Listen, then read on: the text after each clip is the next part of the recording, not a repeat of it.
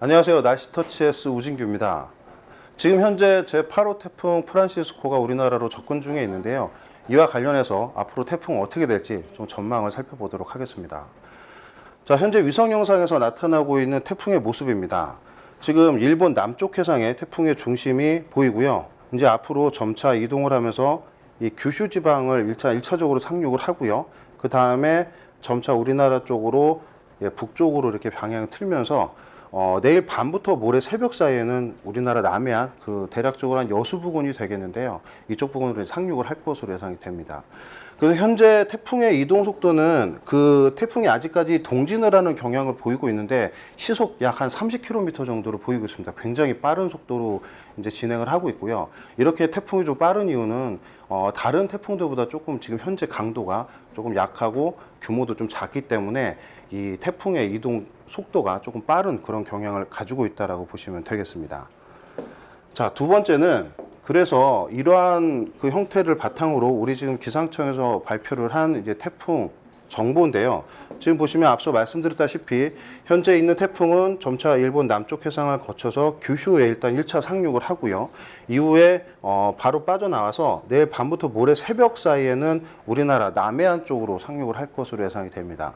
이후에 그 7일 날이 되겠죠. 계속 우리나라 중부지방까지 이렇게 경유를 한 태풍은 이 8일 날 아침 또는 새벽이 되면 동해상 쪽으로 빠져나가면서 급격하게 약화되겠고, 이때 이제 열대 저압부로 이제 태풍이 그 수명을 다하는 그런 형태로 지금 예측이 되고 있습니다. 그래서 이러한 태풍 정보는 지금 기상청 홈페이지나 각종 지금 커뮤니티에 올라가 있으니까 조금 확인을 해주시길 바라고요. 네, 이번 태풍 프란시스코 지난 다나스에 비해서 조금 약한데요. 원인을 크게 두 가지로 살펴볼 수가 있습니다. 첫 번째는 이 상륙을 하는 횟수가 두 번에 걸쳐서 이루어진다라는 건데요. 오늘 밤부터 내일 새벽 사이 규슈 지방에서 한번 상륙을 하고요.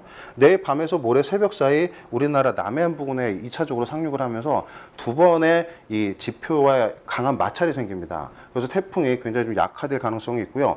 두 번째는 해수 온도입니다. 지금 보시는 27도, 26도 부근이 현재 남해상의 수온인데요. 굉장히 낮은 이 영역대를 지나기 때문에 태풍에게 전달되는 수증기 양이 현저하게 줄어들게 됩니다. 그래서 태풍이 굉장히 좀 세력이 약화될 수 있다는 이유가 되겠습니다.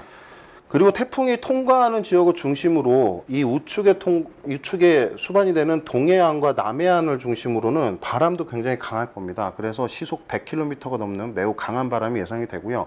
그 밖에 강원도와 충청도 그리고 전라도를 중심으로는 시속 70km 이상의 강한 바람이 예상이 됩니다.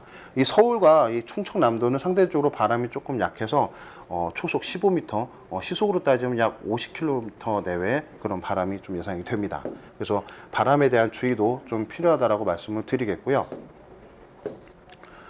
그래서 내일부터 모레까지 예상되는 태풍의 좀 시나리오를 살펴보면, 물론 상륙을 하는 거는 내일 밤부터 모레 새벽입니다. 하지만 태풍주의보는 6일날 아침에 이쪽 남해 서부부터 또는 이 동해 남부부터 시작이 돼서요. 점차 이런 식으로 특보가 확대되는 그런 형태로 태풍주의보가 나갈 예정이니까요. 이에 대한 주의보에 대한 시나리오도 참고를 하셔서 앞으로 여러분들 태풍에 대한 대비에 좀 참고를 해주시면 감사하겠습니다. 자, 그러면 여기까지가 이제 태풍에 대한 정보고요. 앞으로 태풍 정보, 그러면 이 예보는 앞으로 어떻게 바뀔지에 대해서 조금 참고를 해주시는 게 좋겠다 싶어서 제가 좀 변동성에 대한 부분을 좀 잠깐 말씀을 드리도록 하겠습니다.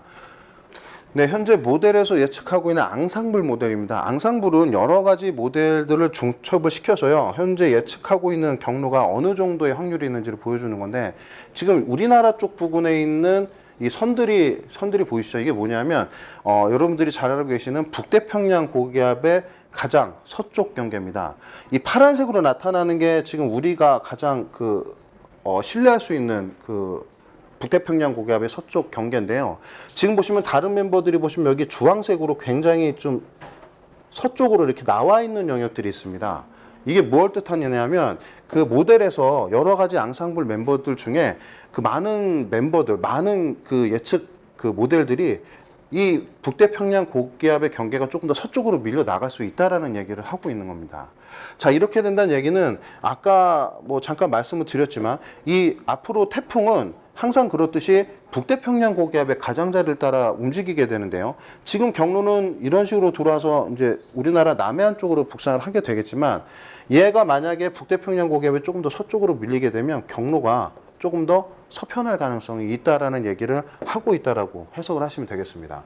그래서 이와 같은 내용들을 토대로 실제로 그 앙상블 모델에서 예측한 태풍의 경로를 보시면요. 지금 현재 파란색 선으로 나타나고 있는 라인이 현재 우리가 예상하고 있는 태풍의 경로고요. 지금 보시면 빨간색으로 이렇게 나타나고 있는 곳들이 이제 앙상블 멤버들의 평균 값들을 취한 라인들입니다. 보시면 약간 서쪽으로 이제 조금 나갈 수 있는 가능성들을 보여주고 있는 거죠. 뭐 이렇다고 해서 태풍이 이쪽 서쪽으로 더 밀릴 거다라고 확신을 할 수는 없습니다. 근데 현재의 추세가 지금 나가 있는 예보보다는 만약에 변한다고 하면 조금 더 서쪽으로 편향될 가능성도 있다라는 얘기입니다. 그래서 태풍의 경로가 앞으로 지금 현재 예보에서 조금씩 변해갈 가능성이 있는데, 만약에 변해간다라고 하면 서쪽으로, 그러니까 조금 더 이 우리나라 쪽에서 충청남도나 뭐 경기 남도 쪽으로 조금 경로가 수정이 될 가능성도 있다라는 부분들을 말씀을 드리는 겁니다. 그래서 지금 현재는 태풍의 우측 반원에 속하는 곳들이 이 강원도와 경상도를 중심으로 설정이 되어 있지만, 앞으로 예보가 조금 더 바뀌게 된다라면 우리나라 충청남도 그리고 경기 일부가 포함될 수도 있고, 경우에 따라서는 이 서울 경기도도 안심할 수는 없는 상황이라고 말씀드리겠습니다. 그래서 앞으로 생산되는 태풍 정보를 꼭 더 확인을 하셔서 태풍의 경로가 좀 어떻게 수정이 되는지를 꼭 확인해 주시길 바라겠습니다. 이상 날씨터치에서 우진규였습니다.